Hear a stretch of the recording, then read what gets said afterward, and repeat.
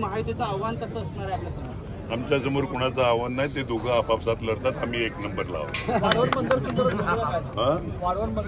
वाढवण बंदर समोर विरोधामध्ये ज्यावेळी पालकमंत्र्यांनी मिटिंग घेतलेली, JNPTचे MD सेठी म्हणून आलेले, त्यावेळी विरोध कर सगळे खासदार, विधान परिषदचे आमदार, विधानसभेचे आमदार असताना त्यावेळी एकमेव पक्ष होता वाढवण बंदराकरता. आणि हे 2-3 महिन्यापूर्वी ज्यावेळी इलेक्शन लागली नव्हती त्यावेळी विरोध करणारा आमचा पक्ष होता.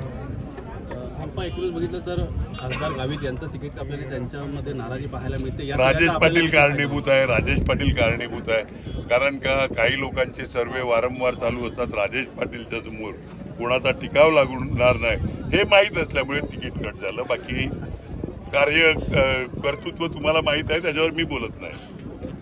थँक्यू.